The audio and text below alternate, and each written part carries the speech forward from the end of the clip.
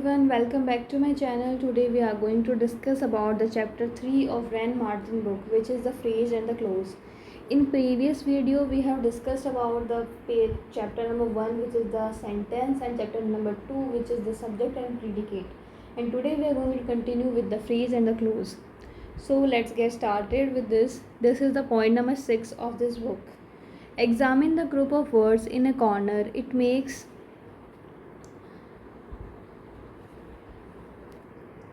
sense but not complete sense. Such a group of words which make sense but not complete sense is called a phrase. Now you have to understand from the previous class we had discussed what is sentence which make complete sense. मतलब एक sentence वो है जिसके अंदर हम words को जो है ग्रामेटिकली पुट करके उस सेंटेंस का एक कंप्लीट सेंस बना सकते हैं. Like Mohan is sitting on the table, he is eating his lunch. तो इस लाइन में हमने वर्ड्स को पुट किया है ग्रामेटिकली करेक्ट फॉर्म में और उसका एक सेंस बन रहा है. इस लाइन का सेंस बन रहा है पूरा कि Mohan is sitting on the table, ये सेंस बन रहा है. अब अगर हमें फ्रेज को डिफ्रेंशिएट करना है तो फ्रेज सेंस तो बनाती है पर उसका कंप्लीट सेंस नहीं होता, क्योंकि सेंटेंस का एक छोटा सा पार्ट होती है फ्रेज. उसका सेंस तो होता है लेकिन जब तक वो सेंटेंस का पिछला हमें नहीं पता है कि वो फ्रेज किस चीज़ की. जैसे Mohan is sitting on the table, तो मोहन है सिटिंग ऑन द टेबल हम फ्रेज बोल सकते हैं, लेकिन सिटिंग ऑन द टेबल इसका हम मतलब कंप्लीट सेंस, मतलब इस लाइन का सेंस तो है लेकिन कंप्लीट सेंस तब निकलेगा जब हमें पता चलेगा कि बैठा हुआ मोहन बैठा है. लाइक यहाँ पे एग्जांपल्स भी दिए हुए हैं. The sun rises in the east, sun rises. अब इन द ईस्ट जो है वो एक फ्रेज है, इसका सेंस तो बन रहा है लेकिन इसका कंप्लीट सेंस तब बनेगा जब पीछे की लाइन जुड़ेगी, the sun rises. Humpty Dumpty sat on a wall, तो ऑन ए वॉल ये एक मतलब सेंस तो बना रहा है कि ऑन ए वॉल, वॉल के ऊपर. कंप्लीट सेंस तब बनेगा जब इसका पीछे वाला सेंटेंस हमें पता चलेगा कि हमटी डम्टी वॉल पे बैठा है. तो ये सेंस तो बनाती है लेकिन कंप्लीट सेंस नहीं बनाती. Like there came a giant to my door, मेरे डोर पे एक विशालकाय प्राणी आया. तो यहाँ पे टू माई डोर ये एक फ्रेज है. अब इसके अंदर मतलब इस पूरी लाइन में अगर हम डिफ्रेंशिएट भी करें, there comes a giant to my door, तो इसके अंदर माई डोर को हम फ्रेज बोल सकते हैं क्योंकि पीछे का जब हम निकालेंगे देयर कम्स ए जायंट तो उसका तो एक सेंस बन रहा है कि वो विशालकाय आया. टू माई डोर ये अलग है, ये आगे एक फ्रेज है. टू माई डोर इसका सेंस है लेकिन कंप्लीट सेंस तब बनेगा जब पीछे का पता होगा कि हमें कि कौन आया है डोर पे. हम पीछे वाले सेंटेंस को फ्रेज इसलिए नहीं बोल सकते क्योंकि देयर कम ए जाइंट, तो ये एक पूरा सेंस वाला सेंटेंस बन रहा है कि वहाँ वो एक जाइंट मेरे विशालकाय प्राणी आया.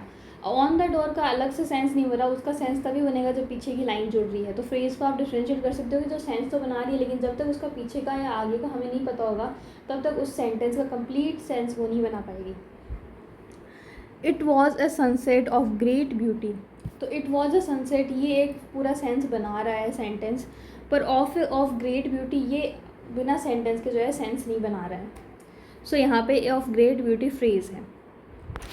Moving on to the point number 7. Examine the group of words involved in the following sentence. He has a chain of gold. अब इसके अंदर आपको एग्जामिन करना है इस सेंटेंस में जो he has a chain of gold. He has a chain which is made of gold. We recognize first group of word as phrase. The second group of words, unlike the phrase of gold, contains subject and predicate. Such a group of words which form part of sentence and contain a subject and a predicate is called clause. हमने पहले सीखा phrase क्या है. अब इस book में हमें example मिल रहा है, वो पहले हमें बोल रहा है कि एग्जामिन करो. तो पहली लाइन थी he has a chain of gold. अब he has a chain complete sense बन रहा है. ऑफ गोल्ड फ्रेज है क्योंकि उसका मतलब सेंस बन रहा है लेकिन कंप्लीट सेंस तब बनेगा जब वो पीछे वाली लाइन जुड़ेगी. तो ऑफ गोल्ड फर्स्ट लाइन में फ्रेज था. सेकेंड लाइन उसने बोली he has a chain which is made of gold. अब इसके अंदर उसके पास एक चेन है जो गोल्ड से बनी हुई है, तो इसमें दोनों ही लाइन का सेंस बन रहा है. ही हैज़ अ चेन, उसके पास एक चेन है, ये एक फुल सेंटेंस बन रहा है. इससे हमें पता चल रहा है कि उसके पास चेन है. दूसरा सेंटेंस बन रहा है which is made of gold, जो कि सोने की बनी हुई है, तो इस लाइन का भी एक सेंस बन रहा है. तो ऐसा मतलब ये जो वर्ड्स हैं जो एक सेंटेंस को बनाते हैं जिसके अंदर सब्जेक्ट प्रेडिकेट दोनों हैं और दोनों ही सेंटेंस को अगर हम अलग अलग भी करें तो सेंस बन रहा है, तो वो है क्लोज. फ्रेज वो है जिसका सेंस बनता है लेकिन कंप्लीट सेंस नहीं बनता. उसका कंप्लीट सेंस तब बनता है जब पीछे वाला सेंटेंस जुड़ता है. तो this is phrase and clause. In the following sentence the group of words involve are clause. अब हम क्लोज के एग्जाम्पल्स देखते हैं. People who pay their debts are trusted, जो लोग अपना उधार चुका देते हैं वो विश्वास के पात्र हैं, वो विश्वासी हैं। तो ये सेंटेंस बना, people who pay their debts are trusted. अब हमने इसके अंदर क्या है, पीपल जो लोग हैं। अब यहाँ पे एक ही क्लॉज बन रहा है, हु पे देयर डेब्ट्स, जो अपने उधार चुकाते हैं। ये क्लोज है इसके अंदर। अब इस लाइन में अगर हम बात करें तो इसके अंदर हमने ऊपर देखा था कि क्लोज क्या है, जिसका खुद का एक सब्जेक्ट और प्रीडिकेट भी होता है। तो इसके अंदर सब्जेक्ट है people and who pay their debts are trusted, this is a predicate, so this is the clause. And you can identify clause इसके अंदर, जैसे हु, वाइल, हैव, ये ऐसे वर्ड्स आते हैं, उससे भी आप क्लोज को पहचान सकते हो। क्लोज के टाइप भी होते हैं, लेकिन क्लोज इनसे पहचान सकते हो आप इन वर्ड्स से। We can not start while it is raining, हम शुरुआत नहीं कर सकते क्योंकि बाहर जो है बारिश हो रही है। So we can't start while it is raining, तो वी कांट स्टार्ट एक उसके अंदर सेंस वाला सेंटेंस है और इट्स रेनिंग ये दूसरा सेंस वाला। तो इसको पूरा जोड़ देंगे तो ये क्लोज बन जाएगा। इसके अंदर सब्जेक्ट भी है और प्रीडिकेट भी है। I think that you have made a mistake, मुझे लगता है कि तुमने कुछ मिस्टेक कर दी है। तो इसके अंदर मुझे है सब्जेक्ट और उसे क्या लगता है कि मिस्टेक कर दी है, वो उसका है predicate. So this is the clause. Our next chapter is parts of speech. So, point number 8, words are divided into different kind or classes called parts of speech according to their use, that is according to the work they do in a sentence. The part of speech are 8 in number. Part of speech को divide करते हैं उनके काम के आधार पे, और total अपने पास 8 part of speech हैं, like noun, pronoun, adjective, verb, adverb, preposition, conjunction and interjection. ये हमारे 8 जो है पार्ट ऑफ स्पीच हैं। सो पॉइंट नंबर 9, अब हमें नाउन की डेफिनेशन मिलेगी यहाँ पे। A noun is a word used as the name of a person, place और थिंग। अब बहुत बेसिक डेफिनेशन है जिसे हम शुरुआत से पढ़ते आ रहे हैं कि नाउन क्या है। Noun is a name of a person, place और थिंग। किसी व्यक्ति का, किसी स्थान का और किसी चीज़ का जो है नाम है, उसे हम नाउन कहते हैं। एग्ज़ाम्पल देखो, Akbar was a great king, Akbar great king था। यहाँ पे अकबर जो है किसी व्यक्ति का नाम है, तो यहाँ पे ये नाउन है। Kolkata is on the bank of the river Hooghly, Kolkata Hooghly नदी के किनारे पे बसा हुआ है। तो कोलकाता की यहाँ पे स्थान की बात हो रही है, तो ये स्थान जो है नाउन है। द रोज़ स्मेल्स स्वीट, गुलाब की जो है खुशबू बहुत मीठी है। तो यहाँ पे रोज़ किसी चीज़ की बात हो रही है, तो यहाँ पे रोज़ जो है नाउन है। द सन शाइन्स ब्राइटली, अब इस सेंटेंस में सन की बात हो रही है, सन इसका मेन है, तो वो नाउन है।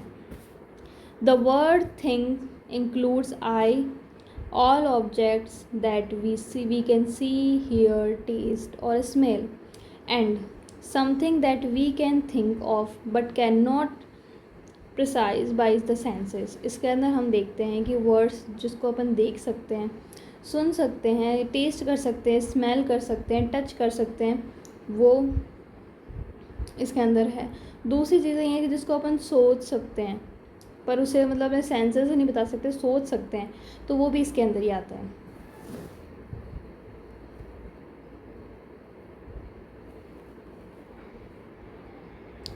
थिंग वाले में ये चीज़ें आती हैं, जो थिंग आगे नाम देखा था उसमें ये चीज़ें आती हैं, चीज़ें जिनको अपन टच कर सकते हैं, महसूस कर सकते हैं, और चीज़ें जो अपन सोच सकते हैं, वो सब। Next is adjective. Adjective is a word use to add something to the meaning of noun, as he is brave boy, there are 20 boys in this class. अब देखो, एडजेक्टिव वो होता है जो कि नाउन के जो है इन्फॉर्मेशन में कुछ ऐड करते हैं। जैसे ये सेंटेंस था, he is a brave boy, वो एक बहादुर लड़का है, वो एक बहादुर लड़का है, तो उस लड़के की विशेषता पता चल रही है कि वो बहादुर है। तो ये यहाँ पे नाउन है बॉय, और उसकी विशेषता बता रहा है एडजेक्टिव। एडजेक्टिव को हिंदी में हम बोलते हैं विशेषण। Next, a pronoun is a word use instead of a noun, as John is absent because he is ill. अब देखो, हर लाइन में अपन ये तो नहीं कर सकते कि जैसे ये लाइन है John is absent, John is ill, तो हर लाइन में अपन बार बार अगले व्यक्ति का नाम तो रिपीट नहीं करेंगे नाउन की तरह। इसलिए वो वर्ड जो उस नाम के बजाय हम लिख सकते हैं, लाइक इस सेंटेंस में लिखा है कि John is absent, John absent है बिकॉज ही इज़ इल, तो जॉन की जगह पे हमने प्रोनाउन ले लिया ही। तो जो है, जो वर्ड्स जो नाउन के स्थान पे यूज़ किए जा सकते हैं वो प्रोनाउन कहलाते हैं। Next is a verb is a word use to express an action, event और state.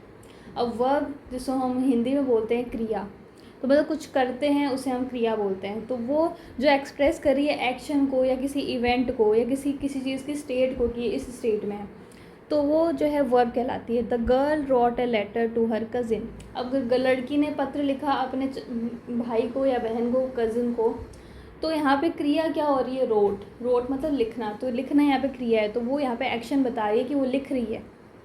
Kolkata is a big city. अब कोलकाता बड़ा शहर है, Kolkata is a big city, तो यहाँ पे इज़ इसका वर्ब है जो बता रहा है कि वो एक बड़ी सिटी है। An adverb is a word use to add something to the meaning of verb.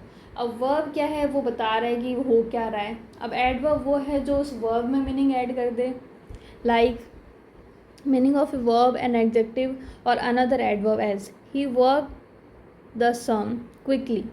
उसने वो काम किया पर जल्दी से किया, तो क्रिया में उसने एक इन्फॉर्मेशन ऐड कर दी कि उसने जल्दी किया काम। तो इसमें जो है वर्ब तो हो रही है काम करने की और एडवर्ब हो रही है जल्दी करने की, तो ये वर्ब में जो है अपना समथिंग कुछ मीनिंग ऐड कर देता है। This flower is very beautiful. ये है फ्लावर ब्यूटीफुल है, लेकिन बहुत ब्यूटीफुल है।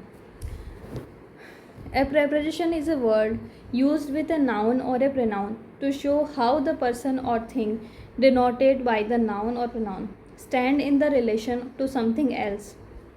अब pronoun है वो यूज़ होता है नाउन के साथ, प्रीपोजिशन है जो नाउन के साथ यूज़ होता है, प्रोनाउन के साथ यूज़ होता है, जो दिखाता है कि कैसे कोई चीज़ उस पर्सन से रिलेटेड है, उसका क्या रिलेशन है उस चीज़ से। There is a cow in the garden. वहाँ पे एक गाय है गार्डन के अंदर, तो यहाँ पे वो रिलेशन बता रहा है कि वहाँ पे एक गाय है, तो यहाँ पे इन जो है अपना प्रीपोजिशन है। The girl is fond of music. वो लड़की गाने की बहुत शौकीन है, तो उसका रिलेशन बता रहे हैं लड़की का उस म्यूज़िक के साथ में कि वो उसकी बहुत शौकीन है। तो प्रीपोजिशन क्या है, वो नाउन और प्रोनाउन में जो है वो दिखाते हैं कि वो पर्सन उस थिंग से कैसे जुड़ा हुआ है। जैसे लड़की गाने से जुड़ी हुई है और जैसे ये काऊ जो है गार्डन कहते हैं, तो वो दिखाता है कि नाउन या प्रोनाउन जो भी हैं ये कैसे जुड़ा हुआ है उस चीज़ से जिस चीज़ की बात हो रही है। Next, a conjunction is a word use to join words और sentence as Ram and Hari are cousins. अब कंजक्शन क्या है, नाम से ही हम समझ सकते हैं थोड़ा कि वो कनेक्ट करेगा दो चीज़ों को। Conjunction means to connect. अब जैसे इसके अंदर बताया कि Ram and Hari are cousins, तो इसके अंदर कनेक्शन बताया कि राम हरी का कज़न है, हरी राम का कज़न है। तो एंड जो है यहाँ पे कंजक्शन के रूप में यूज़ हो रहा है, जो बता रहा है कि ये दोनों ही एक दूसरे के कज़न हैं, भाई हैं। 2 and 2 makes 4। इसमें भी हमें दिख रहा है कि 2 और 2 4 बनाते हैं। 2 + 2 = 4। तो 2 और 2 मिलकर 4 बनाते हैं। तो एंड जो है यहाँ पे कंजक्शन का काम कर रहा है, जो कि दो चीज़ों को जोड़ के एक फुल सेंटेंस, एक मीनिंग बना रहा है। Next is interjection, our last part of speech. And interjection is a word which express some sudden feeling as hurray we have won the game, alas she is dead. तो ये जो है introduction, इसके अंदर हम देखेंगे फीलिंग्स की बात होगी। आप कह सकते हैं एक्सक्लेमेटरी जो अपना है, जिसके अंदर हम एक्सक्लेमेटरी मार्क्स यूज़ करते हैं, वो सारे वर्ड्स इंट्रोडक्शन में अपन यूज़ कर सकते हैं। लाइक यहाँ पे फर्स्ट सेंटेंस में हम देख रहे हैं कि वो बहुत खुश हो रहे हैं, वो हुर्रे बोल रहे हैं कि हम जीत गए, तो इसमें उनकी फीलिंग आ रही है जॉय की, जीतने की। सेकेंड सेंटेंस में अलास सी इज़ डेड, इसमें दुख की फीलिंग आ रही है कि वो मर गई है। तो अलास वर्ड है, ये इंट्रोडक्शन है यहाँ पे। सो some modern grammar include determiner among the part of speech. Determiner are the words like a and the, this, that, these, those, every, each, some, any, my, his, one, two, etc., which determine or limit the meaning of noun that follows. In this book, as in many traditional grammar, all determiners except a and the are classed among adjectives. अब देखो, वैसे तो हमारे part of speech 8 ही हैं, लेकिन traditional grammar में और modern grammar में डिफरेंस है कि मॉडर्न ग्रामर में डिटर्मिनर्स नाम का एक पार्ट ऑफ स्पीच जोड़ा गया है, जिसके अंदर ये सारे वर्ड्स हैं like a, an, the, this, that, these, those, every, each, some, any, ये सारे वर्ड्स इनको डिटर्मिनर में जोड़ दिया गया है और जो डिटरमाइन करते हैं और limit the meaning of a noun that follows, उस नाउन की जो मीनिंग है उसका बताते हैं। और इस बुक में ट्रेडिशनल ग्रामर में तो क्या है, ये सारे वर्ड्स है ना एडजेक्टिव में इंक्लूड थे ये, और इसमें से जो है ए एंड द, इनको छोड़ के बाकी सारे एडजेक्टिव में इंक्लूड है ट्रेडिशनल ग्रामर है। मॉडर्न ग्रामर में एक अलग टॉपिक बन चुका है पार्ट ऑफ स्पीच में, जिसे डिटरमिनर बोलते हैं। Okay, so as words are divided into different class according to the work they do in sentence, it is clear that we cannot say to which part of speech a word belong unless we see it used in a sentence। हमने देख लिया कि हर चीज़ का, हर part of speech का अलग अलग use है, लेकिन जब तक हम उसे सेंटेंस में नहीं देखेंगे तब तक हम उसे नहीं समझ पाएंगे। सो फर्स्ट सेंटेंस देखो, दे अराइव सून आफ्टर, वो पहुँचे आफ्टर, उसके बाद। दे अराइव्ड आफ्टर अस, वो हमारे बाद में पहुँचे। They arrived after we had left, वो हमारे जाने के बाद में पहुँचे। फर्स्ट सेंटेंस में दे अराइव सून आफ्टर, इसके अंदर आफ्टर जो है एडवर्ब का काम कर रहा है। वो पहुँच गए थे, लेकिन कब? आफ्टर, बाद में पहुँचे थे। दे अराइव्ड आफ्टर अस, वो हमारे आने के बाद में पहुँचे। तो इसके अंदर प्रीपोजिशन का यूज़ हो रहा है, आफ्टर प्रीपोजिशन के रूप में यूज़ हो रही है। हमने देखा था कि प्रीपोजिशन का क्या काम है, कि कोई भी चीज़ उस नाउन और प्रोनाउन से कैसे रिलेटेड है, उसका रिलेशन क्या है।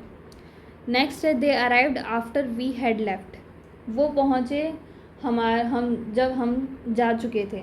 तो यहाँ पे कंजक्शन के रूप में यूज़ हो रहा है आफ्टर, जो बता रहा है कि वो पहुँचे, लेकिन कब? हमारे आने के बाद में। तो वो कनेक्ट कर रहा है दोनों सेंटेंस को। So here is an exercise, name the part of speech in these sentence, still waters run deep। I am giving you 5 seconds, you can guess which part of speech are there in this sentence। So come, still water runs deep, इसके sentence में बता रहे हैं कि ठहरा हुआ पानी गहराई तक जाता है। तो इसके अंदर जो है पानी की विशेषता बता रहा है स्टिल वर्ड, कि ठहरा हुआ है पानी। तो स्टिल हो गया एडजेक्टिव। वाटर रन्स डीप, यहाँ पे जो क्रिया हो रही है रन की, और डीप जो है उसकी, और वर्ब की जो है विशेषता बता रहा है। इसलिए हमने देखा था ना कि एडवर्ब क्या होती है, जो वर्ब की जो उसके अंदर और मीनिंग ऐड कर दे। तो ये रन के अंदर रन है वर्ब, डीप है उसकी एडवर्ब, स्टिल है उसका एडजेक्टिव, और वाटर है उसका नाउन जिसकी बात हो रही है। Next is he still lives in that house, वो अभी भी उस घर में रहता है। तो इस सेंटेंस में हम क्या देख सकते हैं कि इसमें क्या हो रहा है, ही का यूज़ हो रहा है इस pronoun. Still lives in that house, वो अभी भी उस घर में रहता है। तो स्टिल उसका क्या बता रहा है, तो इस सेंटेंस में स्टिल है एडवर्ब, जो कि उसमें क्रिया में जो है एक और जो है अपना ऐड कर रही है मीनिंग। ही स्टिल लिव्स, वो रहने का काम तो कर रहा है, लेकिन स्टिल उसको और जो है उसकी विशेषता बता रहा है। तो क्रिया विशेषण हम एडवर्ब को बोलते हैं हिंदी में, तो स्टिल यहाँ पे एडवर्ब है। सो इसमें हम स्टिल जो इटैलिसाइज्ड है ये वर्ड, इसे हम एडवर्ब की तरह आइडेंटिफाई करेंगे पार्ट ऑफ स्पीच में। After the storm comes the काम, मतलब तूफ़ान के बाद शांति आती है। अब इस सेंटेंस में हमें बताना है कि आफ्टर इसके अंदर कौन सा पार्ट ऑफ स्पीच है, क्योंकि इसमें ऊपर बोला है ना कि जो इटैलिसाइज्ड है उनको बताना है कि आप कौन सा पार्ट ऑफ स्पीच है वो इटैलिसाइड। लाइक इसके अंदर स्टिल था, तो स्टिल यहाँ पे एडवर्ब की तरह यूज़ हो रहा था, क्योंकि वो क्रिया की विशेषता बता रहा था। फर्स्ट सेंटेंस में स्टिल इटैलिसाइज था, जो कि बता रहा था वाटर कैसा है। तो वाटर का जो है उसके अंदर मीनिंग ऐड किया है adjective. So after the storm comes the काम, तो आफ्टर यहाँ पे यूज़ हो रहा है प्रीपोजिशन की तरह, जिसके अंदर वो रिलेशन बता रहे हैं कि स्टॉर्म के बाद में जो है शांति आती ही आती है। तो प्रीपोजिशन यहाँ पे आफ्टर आएगा। The after effect of the drug are bad, drug का जो बाद में इफ़ेक्ट निकलता है वो बहुत बुरा होता है। तो इसके अंदर हमें बताना है कि ये जो इटैलिसाइज्ड वर्ड है वो कौन सा पार्ट ऑफ स्पीच है।